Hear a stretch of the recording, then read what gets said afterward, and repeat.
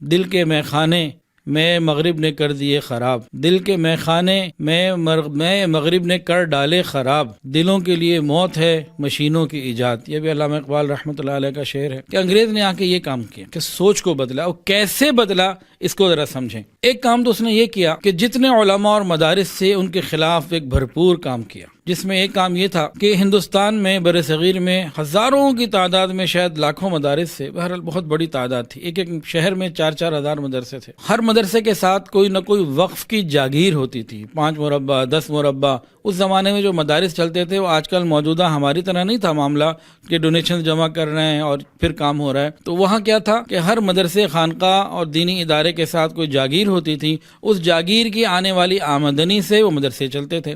تو انگریز نے حکومت میں آنے کے بعد ان تمام جاگیروں کو حکومت کی تحویل میں لے لیا، جو وقف کی جاگیریں تھیں، گویا کہ مدارس کا گلا بند کر دیا، تو ہزاروں مدرسے اس ایک حکم سے ہی بند ہو گئے۔ ایک مدرسہ تھا حضرت شاہ ولی اللہ محدث دہلوی رحمۃ اللہ علیہ کا، اس مدرسے سے انگریز کے خلاف جہاد کا فتویٰ جاری ہوا۔ انگریز کو اتنا غصہ آیا، اس نے اس مدرسے کو ہی بلڈوز کر دیا، اینٹ سے اینٹ بجا دی، زمین سے نام و نشان مٹا دیا۔ لیکن بہرحال اللہ کی طرف سے علماء کرام کو اللہ نے ہمت دی، یہ کھڑے رہے اور یہ انگریز کے آگے ڈٹ گئے، انہوں نے ہار نہ مانی۔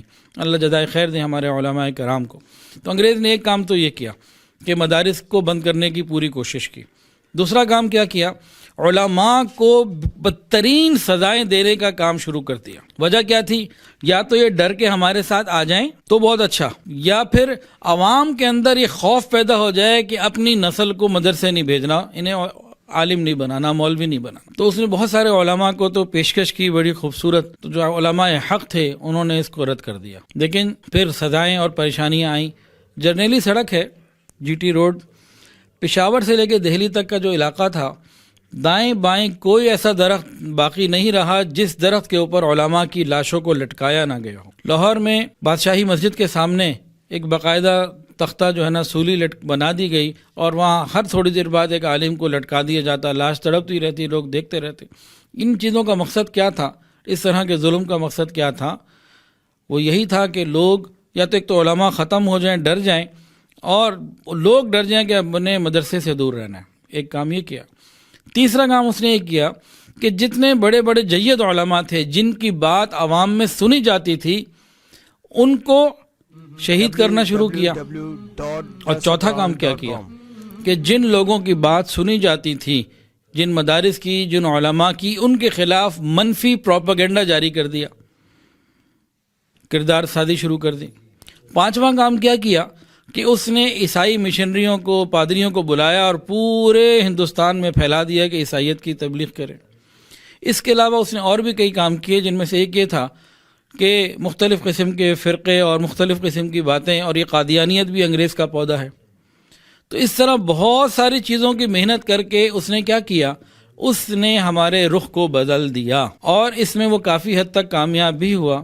آج ہم غور کر لیجئے، دیکھیں میں دینی دنیاوی اور عصری تعلیم کا مخالف قطعاً نہیں، لیکن ہوا کیا کہ آج دیکھیے کہ انگریز کی جو سوچ تھی، ہمارے جو بھی عصری اسکولز ہیں، کالجز ہیں، یونیورسٹیاں ہیں، جتنے بھی ہیں، عام طور سے اکثر کا مقصد زندگی روٹی، کپڑا اور مکان کے علاوہ نہیں ہے۔ ایمان، قرآن اور قیامت اور آخرت، نبی کریم صلی اللہ علیہ وسلم کی محبت اور دین پر عمل کرنا یہاں کہیں بھی نہیں، الا ماشاء اللہ، شاید کہیں ہو، میرے علم میں نہیں ہے، شاید آپ کے علم میں ہو۔ تو یہ معاملہ ہی بدل گیا۔ اللہ رب العزت نے، اچھا اس سے کیا ہوا؟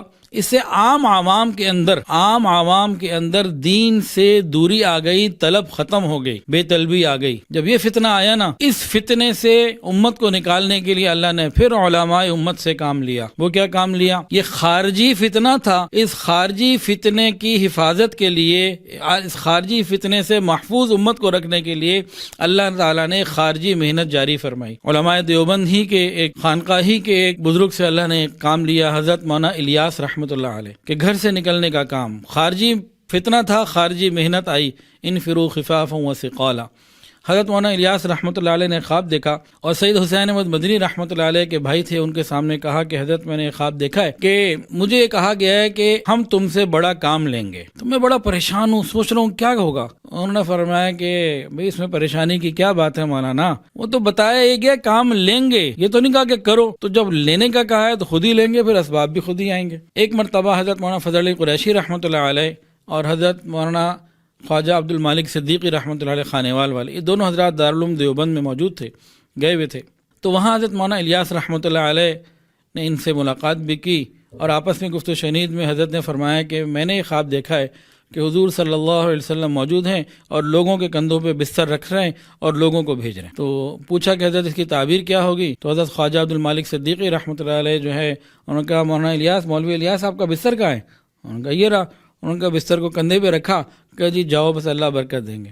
تو خیر یہ ابتدائی زمانے میں اور بھی بہت ساری باتیں ہیں۔ تو اللہ رب العزت نے اس خارجی فتنے سے حفاظت کے لیے خارجی محنت شروع کی، اور آج اس کی برکت سے پوری دنیا میں الحمدللہ دین کا کام ہو رہا ہے، پوری محبت اور امن کے ساتھ، اور نبی کریم صلی اللہ علیہ وسلم کی محنت کو اور آپ صلی اللہ علیہ وسلم کے طور طریقوں کو امت میں جاری رکھنے کے لیے اللہ تعالیٰ نے تبلیغی جماعت سے بہت کام لیا۔ تو ایک وقت میں خانقاہی سلسلہ بھی عروج پہ رہا، اس کی بہت تفصیلات ہیں، اور تو داخلی فتنے کے لیے اللہ نے داخلی طور سے انتظام کروایا، خارجی فتنے کے لیے خارجی طور سے کام کروایا۔